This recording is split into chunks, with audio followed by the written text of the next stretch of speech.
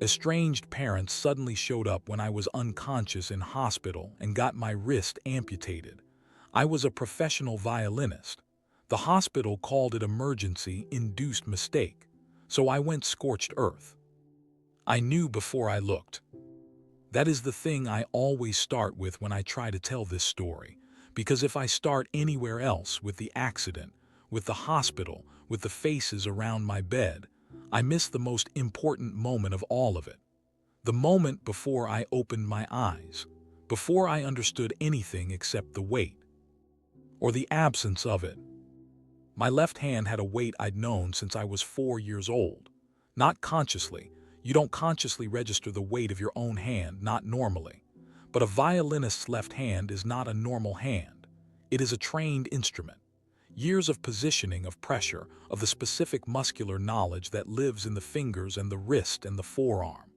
My left hand knew things my brain sometimes had to catch up to. It had its own intelligence. And that intelligence, that weight, that presence, I knew it the way you know your own heartbeat. Not because you listen for it, because it is simply always there.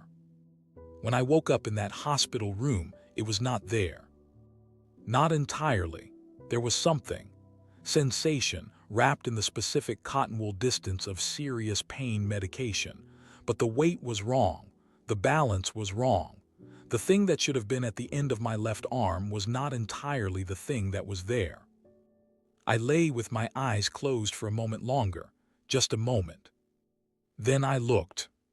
My name is Orla. I'm 31 years old. I'm going to tell you some things about myself before I tell you what happened in that room, because the things about myself are the reason the things in that room matter. I began violin at 4. This is not unusual for serious musicians. Most of the people I trained alongside had started between 3 and 5, some earlier. What was perhaps slightly unusual was the speed of it. My first teacher, a patient Hungarian woman named Mrs. Kovacs who taught from her dining room on Saturday mornings, told my parents at our third lesson that she wasn't sure there was much more she could teach me and that they should look at a conservatoire junior program. I was 5. My father smiled and thanked her and told her that was very kind. My mother said, "She's just enthusiastic. All children are like this at the beginning." Mrs. Kovacs looked at my mother for a moment, then she looked at me. Then she said, "No, they're not. I want you to hold that exchange. It is the first moment in this story, the beginning of the pattern that ran unbroken for the next 20 years. I did get into the junior conservatoire program at 7, after my parents were essentially told by 3 separate music educators that not enrolling me would be the kind of decision that follows a family permanently. The junior program was Saturday mornings, then Saturdays and Wednesdays, then 4 days a week by the time I was 10. I was performing in junior recitals at 8, principal violinist of the junior orchestra at 11. My sister Petra, 3 years younger, played piano adequately. She was pleasant and conscientious and enjoyed performing in the way of someone who likes the outcome without being consumed by the process. My parents attended Petra's recitals with the warm, relaxed pride of people watching something they understand. They attended my performances with a different quality of attention that I could feel from the stage, not pride, exactly. Something that had more tension in it. Something that looked like pride from the outside and felt, to me, with the particular sensitivity of a child who is paying very close attention, like something else. Like discomfort. Like the specific unease of people watching something that is slightly too large for the room they've put around it. I'll tell you about the 3 things they did. Not a list, 3 specific incidents in order, each one a step further than the last. The first, the competition entry. I was 13. There was a regional junior strings competition that my conservatoire teacher, Mr. Vasquez, had entered me for without telling me first. He knew I'd be nervous and preferred to present it as a done thing. Entry fee paid, date confirmed, repertoire selected. He told me in October for a February competition. I had 4 months to prepare. I told my parents over dinner. I was excited in the particular way of a child who has learned to manage excitement carefully, because it doesn't always land the way you hope, and I was trying to present it calmly as simply. I've been entered for a competition in February. Mr. Vasquez thinks I have a real shot. My father said, February's a difficult month. My mother said nothing. 3 weeks later, my conservatoire received a letter, purportedly from my parents, withdrawing my entry on the grounds of a family commitment on the competition date. The letter was forged my father's signature but written by my mother, I later established, and it arrived before I knew anything about it. By the time Mr. Vasquez told me, the withdrawal had been processed and the entry fee was non-refundable. My father, when I asked, said he hadn't written any letter. My mother said she vaguely remembered signing something but wasn't sure what it was. This is what deniability looks like. This is its texture, neither confirming nor denying, just fog. Fog thick enough that a 13-year-old cannot navigate it. Mr. Vasquez entered me the following year. I came second, but that's not the point. The point is the first year, the year where I was ready and the entry disappeared into fog. The second, the violin, I was 15. I had a 3/4 size violin from the conservatoire program and had been playing on it for 2 years beyond the point where I should have moved to a full-size instrument. Full-size violins, at any reasonable quality level, cost money. My parents were not poor. My father was an operations manager, and we lived in a comfortable house in a comfortable suburb, and both children attended reasonably good schools. They were not wealthy either, and musical instruments at performance quality are genuinely expensive. My conservatoire teacher had arranged with the program a subsidized loan instrument. Full size, a decent Italian-style workshop instrument of the kind used by serious junior players, not a soloist instrument but capable, responsive, good enough to develop properly. The loan cost my parents £40 a month. This was confirmed, agreed to, and signed. 4 months into the loan agreement, my father contacted the program administration and reported the instrument stolen. It had not been stolen. It was in my room. It had been in my room the entire time. The report triggered an insurance investigation, which triggered a program review, which temporarily suspended my access to the loan instrument pending investigation. For 6 weeks, I played on a borrowed 3/4 size from a junior student 2 years below me. 6 weeks of regression, of frustration, of Mr. Vasquez trying to keep my technique from deteriorating on an instrument I'd outgrown. The investigation concluded that no theft had occurred. The instrument was returned to me.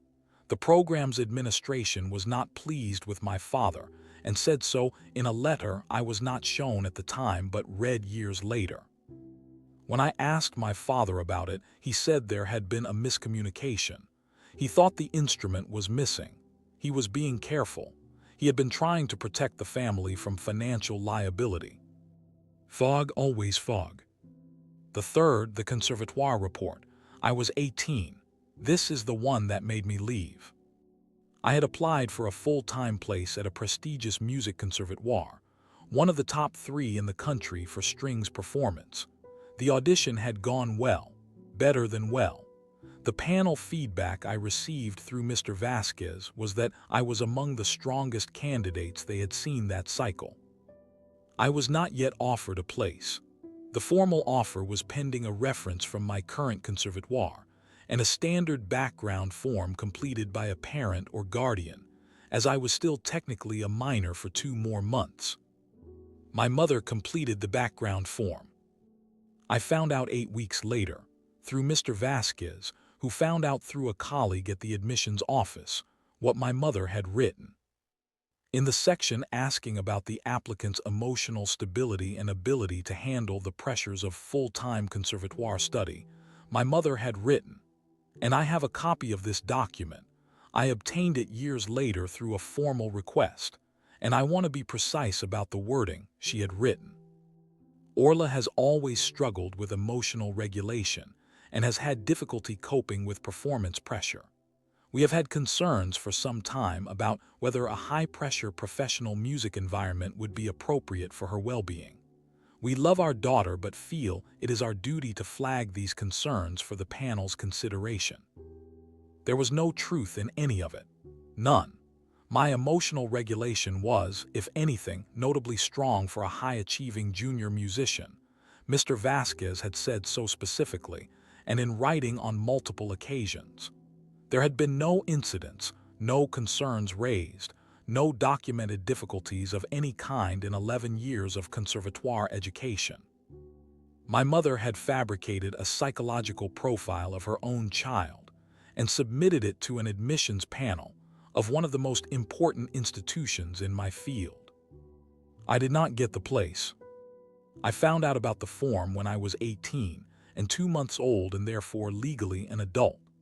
I sat in Mr. Vasquez's office while he told me what his colleague had shared, and I felt something happen in my chest that I had no name for then, and have since come to understand was the specific grief of a betrayal so complete that it removes a person from the category of person you can trust.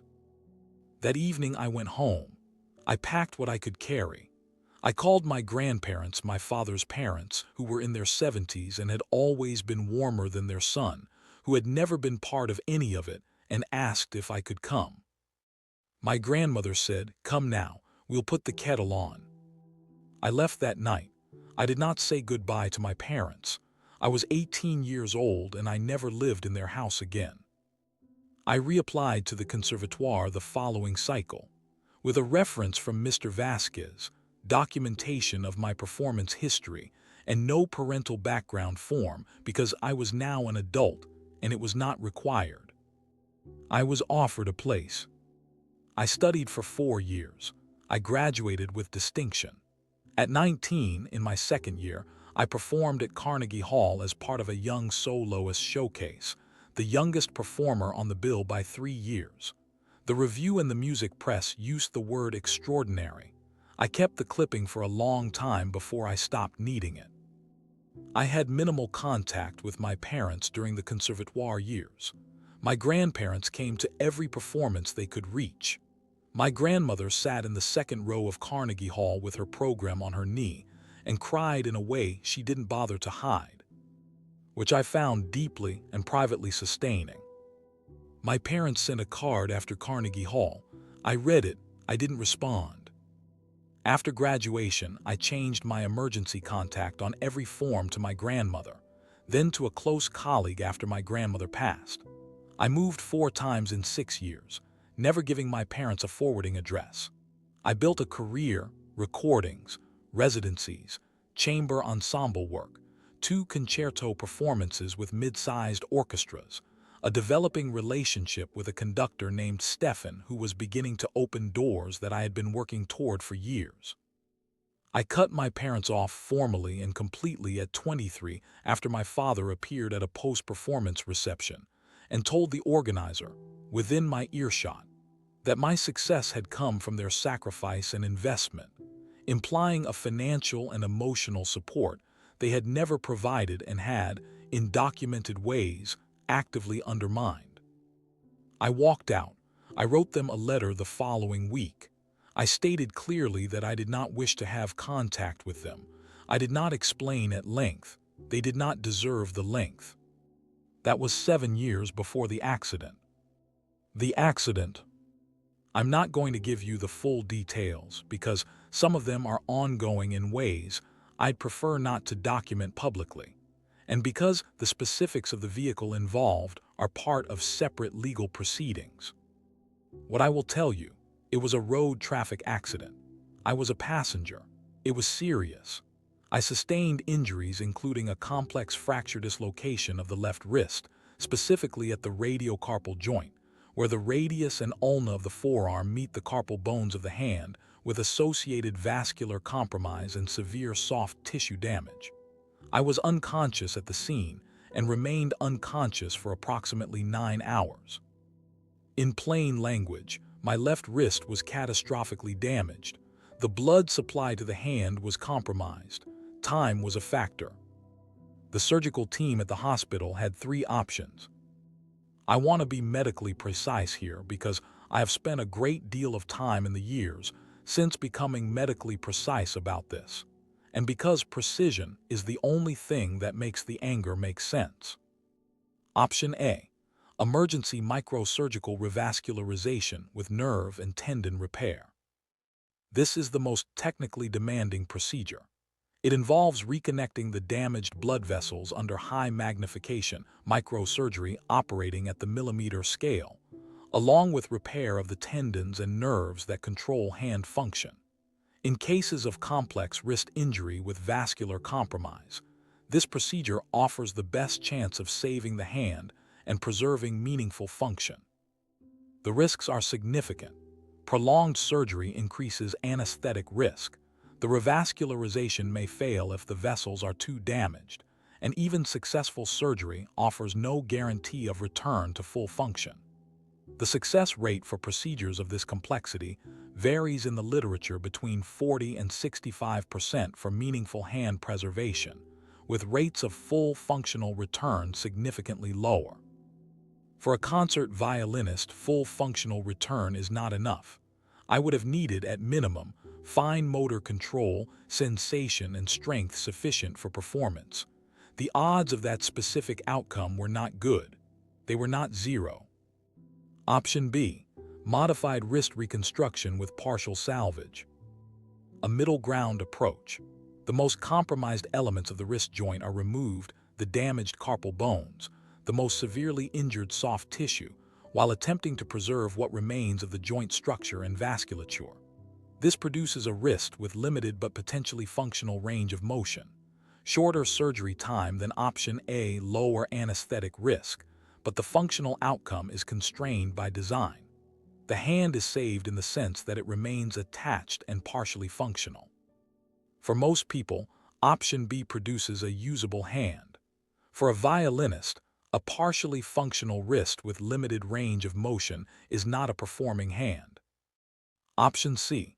Transradial amputation at the radiocarpal joint. Clean separation at the point of maximum damage. The wrist joint and proximal carpal bones are removed, leaving a residual limb at the lower forearm. This is the safest surgical option by a significant margin, shorter procedure time, dramatically lower anesthetic risk, no dependency on the success of delicate vascular repair, predictable and well-understood outcome. Modern prosthetics at this level of amputation are sophisticated. Rehabilitation is well documented. Quality of life outcomes are generally positive. For someone who is not a professional violinist, option C is a reasonable, defensible, compassionate choice. For me, it was the end. The surgical team, in the absence of a conscious patient, and with two people presenting as next of kin who had both identification and, apparently, sufficiently convincing accounts of their relationship to me, chose option C. They chose safe. They chose safe for a concert violinist. I need to tell you about the 14 minutes. I know the number precisely because I looked at the timestamps on my phone later, at the calls that were made, and 14 minutes is the gap between the moment the surgeon told me about the amputation and the moment I found out who had consented. 14 minutes where I thought it was simply a choice the hospital had made, a medical decision, a tragedy without a specific human author. Those 14 minutes were the last 14 minutes of one kind of grief, the simple kind, the kind where you lie in a hospital bed and look at the ceiling and feel the weight that isn't there, and you grieve the thing itself without yet knowing that there is someone to hold responsible for it.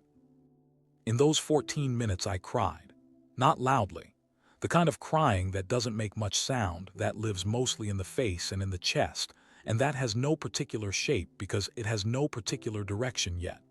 I cried for the violin, for Stefan and the auditions we'd been building toward, for Carnegie Hall at 19 and the girl who stood there and played Sibelius and did not know that 12 years later she would be in this room, for Mrs. Kovacs in her dining room on a Saturday morning saying, "No, they're not."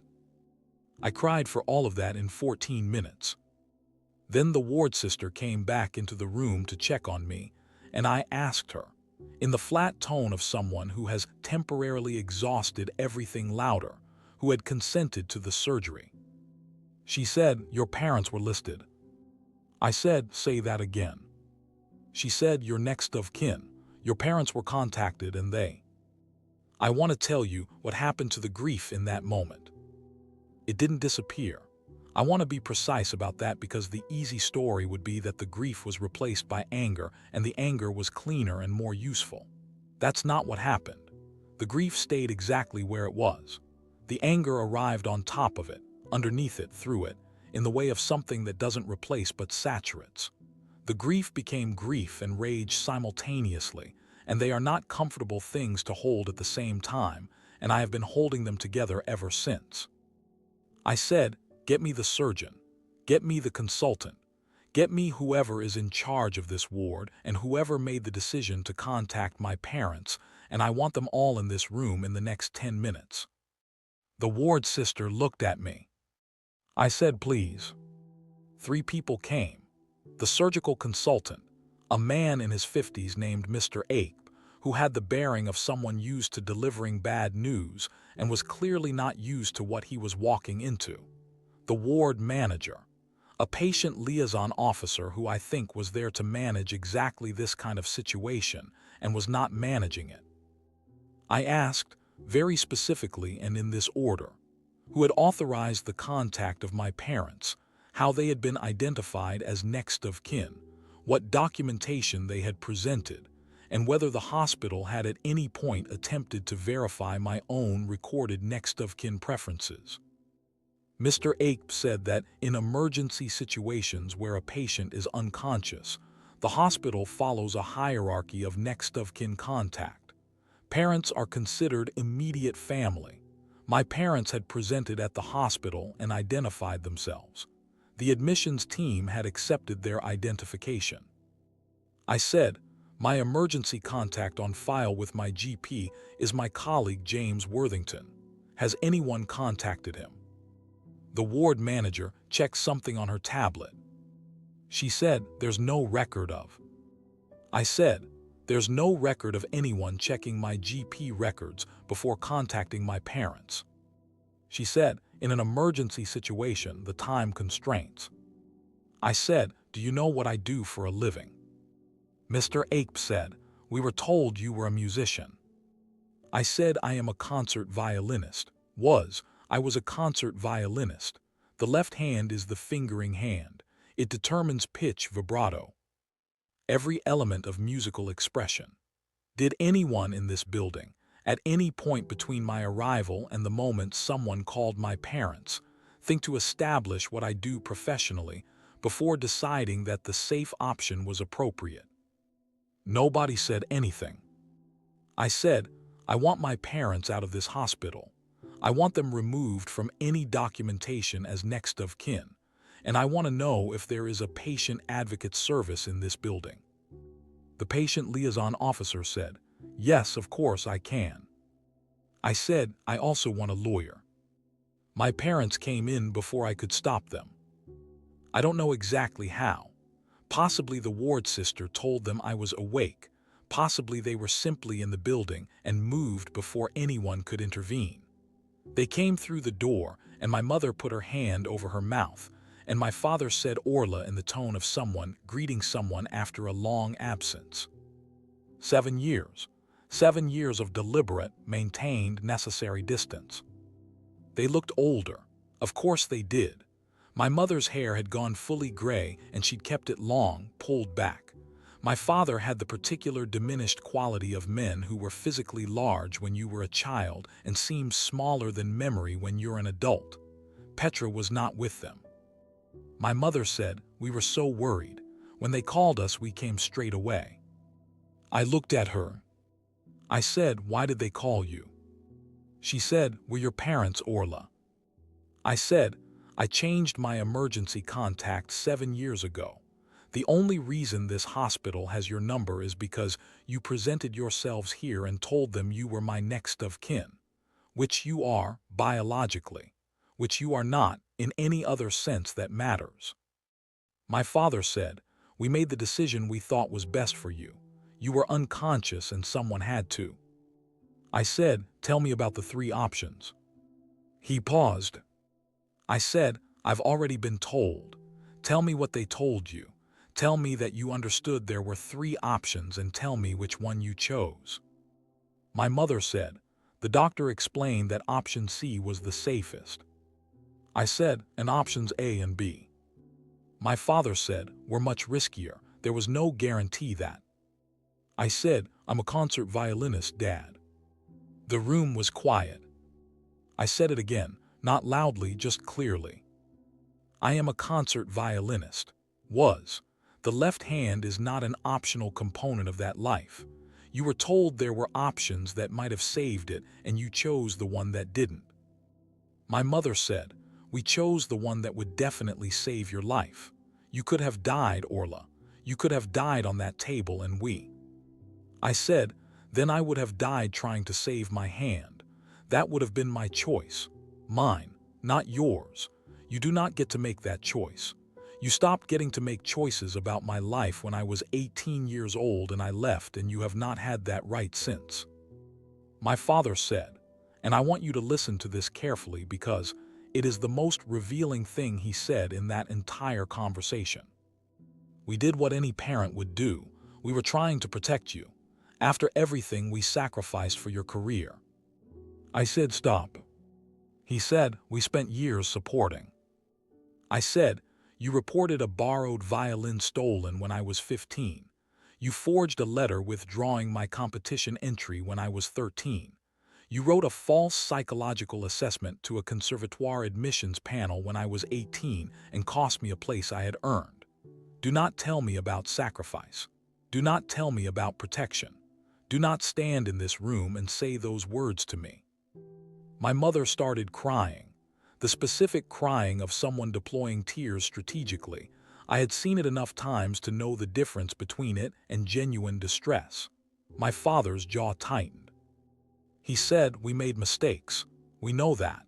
But we came here because you needed family, and whether you like it or not, we are your." I said, "Get out of my room." My father said, "Orla." I said, "I am asking you one more faking time. Faking, leave this room." They left. My mother touched my arm on the way past, brief, uninvited. I moved it.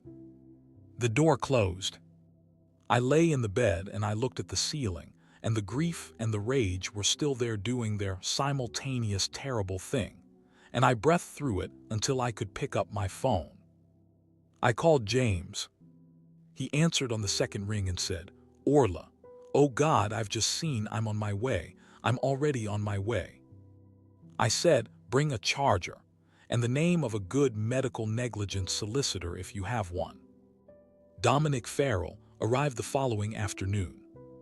He was referred by James, who had been referred by a colleague in the music industry who had used him for contract disputes. Dominic was not a medical negligence specialist, but he had enough experience in the field to know what he was looking at and enough connections to bring in the right specialist within 48 hours. He arrived in a gray suit with a leather notebook and a pen he clearly preferred to typing, and he sat in the chair beside my bed and listened to everything I said without interrupting. I told him about the accident, the options, the consent, my parents, the 7 years, the emergency contact on file with my GP that had not been checked, the professional context, the career, the instrument, the specific physical requirements of a concert violinist's left hand. He listened to all of it. Then he looked at his notebook, which was blank because he hadn't written anything down. He said, "You have a case." I said, "Against the hospital." He said, "Against the hospital and potentially against your parents, though the latter is more complex. Against the hospital on the grounds of failure of duty of care in the consent process. Specifically, the failure to verify your own documented next of kin preferences before accepting surrogate consent from individuals you had formally excluded from that role. Against your parents on the grounds of tortious interference. They presented themselves as having authority over your medical decisions that they did not legally possess, and exercised that false authority in a way that caused you direct, documented, permanent harm. He paused. He said, "The professional context significantly strengthens the damages argument. This was not a hand. This was an instrument. The career earnings, the lost contracts, the professional trajectory, all of that is quantifiable and all of it becomes relevant to quantum. Medical negligence cases of this kind typically take 2 to 3 years. I want to be honest with you about that." I said, "That's fine." He said, "It won't be fine. It will be exhausting and painful, and the defense will say things about you that are not true, and you will have to sit with that. But if you're asking me whether the case is sound, yes, it's sound." I said, "I want to proceed." He opened his notebook. He wrote, "Orla, day 1. I am not going to walk you through 3 years of litigation in full. For the same reason I said at the beginning that the full length is warranted but not infinite. Some things are mine, and some things are sealed as part of the settlement, and some things are simply too exhausting to fully reproduce. What I will tell you is the shape of it. The hospital's initial position was that they had followed standard emergency protocol, that my parents had presented convincingly as next of kin, and that the surgical decision had been made in good faith under time pressure. This is true, partially. Emergency medicine operates under time constraints that do not always allow for the ideal verification process. What Dominic established through my GP records, through the hospital's own admissions documentation, through expert testimony from a senior emergency medicine consultant, was that my GP record, which the hospital had access to and did not check before accepting my parents' surrogate consent, clearly listed James Worthington as my emergency contact and made no mention of my parents. Checking that record would have taken less than 4 minutes. It was not checked. This is what negligence looks like in a case like this. Not malice, not incompetence in the dramatic sense, a process failure, a 4-minute check that was not done.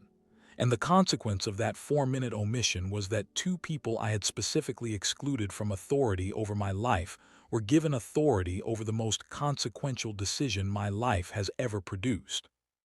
The expert witness on surgical options, a professor of reconstructive microsurgery at a university hospital, testified that in cases of complex wrist injury with vascular compromise in patients under 35 with no significant comorbidities, Option A has a documented success rate of 52% for meaningful hand preservation. He was asked to define meaningful. He said, functional grip, reasonable range of motion, potential for fine motor activity with rehabilitation. He was then asked whether a 52% chance of meaningful hand preservation would have been worth attempting for a professional concert violinist. He said, "In my professional opinion, a patient of this profile and occupation should have been informed of all 3 options and allowed to make an informed decision. The absence of that informed consent from the patient herself is the critical failure in this case." The case against my parents was settled out of court. I cannot tell you the terms because they are sealed. I will tell you that Dominic was satisfied and that I was, in the specific context of what satisfaction means in a situation like this, which is not happiness, not justice in any complete sense, just the closing of something that needed to be closed, satisfied also. The hospital case went further. There was a full hearing. There were days when I sat in a room and listened to people describe the most devastating morning of my life in the language of process and protocol and duty of care, and I kept my face still, and I breathed, and I let Dominic do his work. The settlement, and I am permitted to say this much, was substantial. It covered my medical costs, my rehabilitation, the cost of the prosthetic fitting and adjustment process, and a sum that Dominic described as appropriate to the career earnings trajectory that the negligence had foreclosed. It did not give me my hand back. No number does that. But it meant that I would not spend the next 30 years in financial consequence as well as every other kind. The fallout. I want to tell you about this because your channel does the fallout justice, and this one deserves it. The extended family mobilized within a week of the news reaching them. Aunts, a cousin I had not spoken to in 4 years, my mother's sister, who has never in my memory said anything directly but is extraordinarily skilled at saying things through other people. I received texts from numbers I didn't recognize that turned out to be relatives who had obtained my number from my parents and were writing to tell me, in various formulations, that family is family, that my parents had only tried to help, that suing them was an unforgivable act of cruelty against 2 people who had come to the hospital out of love. I read all of these messages once. I blocked all of these numbers. My mother called James, not me, because my number had been blocked, but James, who was in the position of receiving a call from a woman he'd never met who began by saying she just wanted to understand what she'd done wrong. James, who is a patient and decent person, told her he was not the appropriate person to have this conversation with, and that if she wished to communicate with me, she should do so through my legal representation. She called him twice more. He stopped answering. Petra, my sister, the piano player, the one whose recitals my parents had attended with uncomplicated pride, sent me a long email.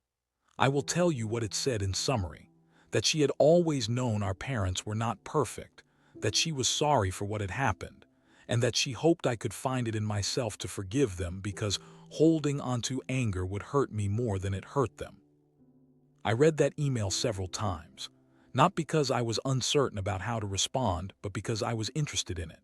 Petra, who had watched everything, who had been present in the house for the forged letter and the stolen violin report in the years of fog, had chosen a position of understanding, not of me, of them, in the way of someone who has calculated that the cost of seeing clearly is higher than the cost of not seeing clearly and has made the comfortable choice. I did not respond to her email. Here is what I want to tell you about the recovery. The physical recovery first, because it is real and it mattered, and I think people sometimes skip past it in these kinds of stories, because the emotional narrative is more dramatic, and that is a disservice to the reality of what happens to a body. The wound healed. This is not simple. Wound healing at a major amputation site involves careful monitoring, dressing changes, the management of edema and infection risk, the gradual shaping of the residual limb for eventual prosthetic fitting. It took 3 months for the site to be sufficiently healed for prosthetic assessment. In those 3 months, I was in a state that I can only describe as physically bewildered, not in pain, because the pain was managed, but in the specific disorientation of a body that is sending signals from a place that no longer exists. Phantom sensation. The violin strings under fingers that were gone. The weight of a bow in a hand I no longer had. My nervous system, which had spent 26 years learning to do something specific and extraordinary, sending information that arrived without a destination. I did not sleep well in those 3 months. I want to understate that slightly and then correct it. I did not sleep well is an understatement. I lay awake in the dark and I felt the ghost of my hand, and I felt what the ghost was trying to do, and what it was trying to do was play, and I let it, because stopping it seemed worse. So I lay there in the dark, and I listened to my nervous system perform the Sibelius concerto on a hand that wasn't there, movement by movement, and I let it finish before I tried to sleep. The prosthetic fitting began at month 4. My prosthetist was a woman named Dr. Chen who specialized in upper limb prosthetics, and who approached my case with the specific combination of technical precision and human understanding that I think is very hard to teach and she had clearly been born with. She asked me, at our first appointment, what I wanted the prosthesis to do. Not in the generic sense, she knew the generic sense, but what specifically? What mattered to me specifically? I told her about the violin. She was quiet for a moment. Then she said, "There are musicians who perform with upper limb prosthetics, not at professional concert level in most cases, but there is work being done. There are people working on this specifically." I said, "I know. She said, "Do you want to talk about that, or do you want to focus on functional daily use first?" I said daily use first, then we'll see. We focused on daily use. The prosthesis I was eventually fitted with was a myoelectric device, controlled by the electrical signals from the residual limb muscles, capable of grip, pinch, and some degree of wrist rotation. It is not a hand. It is an extraordinarily engineered piece of technology that does some of what a hand does, and does it in a way that requires continuous conscious attention rather than the unconscious fluency of the real thing. I adapted to it over 6 months. I still adapt to it every day. I have not played the violin since the accident. I want to be precise about this. I have not been able to play the violin since the accident. This is different from not trying. I tried once in my flat 6 months after the surgery. I put the violin under my chin and I put the bow in my right hand and I positioned the prosthesis on the fingerboard and I held that position for about 30 seconds. Then I put the violin back in its case. I have not opened the case since. The book.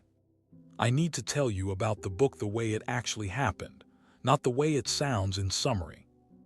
The way it sounds in summary. Orla, a former concert violinist, channeled her experience into writing and produced a critically acclaimed debut novel.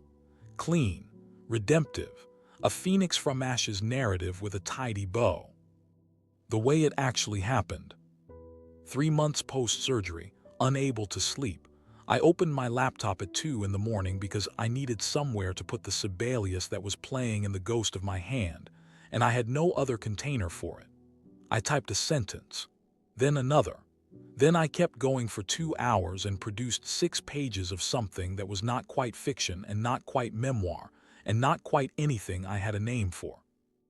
I saved the file. I named it not for anyone. I closed the laptop. I went back to it 3 days later, added 4 more pages. I went back to it every few days for the following 2 months, always in the middle of the night, always starting from somewhere inside my chest that I hadn't planned to open. The file grew. The story began to clarify. It was not my story exactly, because I made the characters' circumstances different enough to be fictional. But it was my music and my loss and my parents' particular brand of sabotage and the specific horror of the hospital room and the ghost of the playing that visited me in the dark. It was all of that, in the body of a character named Esme who was 33 and had been a concert violinist, and who woke up one October morning to find the world had made a decision about her life without consulting her. I did not tell anyone. I was writing it for the first 8 months. Then James came to dinner and saw the laptop open on the kitchen table and asked what I was working on, and I told him flatly, trying to make it small, trying to present it as a minor thing, that I'd been writing something. He asked to read it. I sent him the file. He called me the next morning at 7:30, James who never calls before 9, James who guards his mornings like a boundary wall, and said, "Orla, this is a book." I said, "It's a rough draft." He said, "It's a book. You need to send this to an agent." I said, "I'm not a writer." He said, "No, you're a violinist who can't play the violin anymore and who has written a book. Those are different things. Send it to an agent." I sent it to 6 agents. I want to tell you this plainly because the narrative of overnight success is dishonest, and I dislike dishonest narratives. I sent it to 6 agents. 3 did not respond. 1 sent a rejection that was kind and detailed and clearly read by a human. 1 sent a rejection that was clearly a template. 1 asked for the full manuscript. Her name was Priya Nair. She had a small but reputable agency with a strong literary fiction track record. She read the full manuscript in 2 weeks and called, not emailed, and said, "This is one of the most precise accounts of creative loss I've read in 10 years of agenting. I want to represent it." I put the phone down after we finished talking and sat at my kitchen table and did not know what to feel. That is the honest version, not, I felt vindicated or relieved or healed. I felt nothing, and then something very complicated, and then I made a cup of tea and went to bed. Priya sold the book in 6 weeks, not to the largest publisher, to the right one, a mid-sized literary press with a reputation for the careful handling of debut literary fiction. The advance was modest. The deal included 2 countries initially, UK and US. By the time the book came out, foreign rights had been sold in 9 additional territories. The book is called What the Left Hand Does. The title is from the musical phrase, the left hand part in keyboard music typically carries the harmony, the structure, the foundation beneath the melody the right hand plays. The right hand performs. The left hand holds everything else up. It is about a violinist named Esme who wakes up in a hospital without her left hand and has to reconstruct a life in the rubble of the one she had planned. It is about her parents, the fog, the deniability, the specific cruelty of people who damage you with plausible deniability. It is about what it costs to grieve something you loved that was taken rather than something you loved that you chose to leave. The parts I changed least from my own experience are the most painful parts to reread. I know this because I reread the book 6 months after publication, at the request of a book club who had invited me to speak and who wanted me to read a passage aloud. I chose a passage from chapter 9. The night in the hospital before the parents came in, the 14 minutes of simple grief before the complicated grief arrived, and I read 3 sentences before I had to stop and collect myself. The book club was very kind about it. The reviews.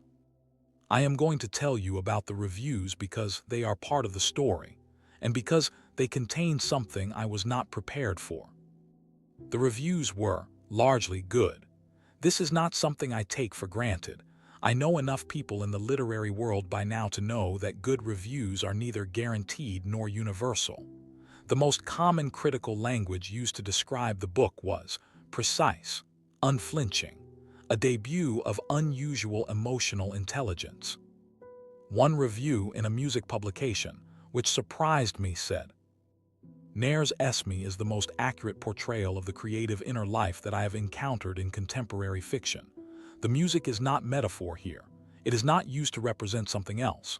It simply is what it is, the thing itself, the reason for everything, the organizing principle of a life. When it is gone, the book does not pretend that anything else fills the space. The space remains. The book lives in it. This is an extraordinarily honest piece of work. I read that review at 7 in the morning at my kitchen table with tea I'd let go cold.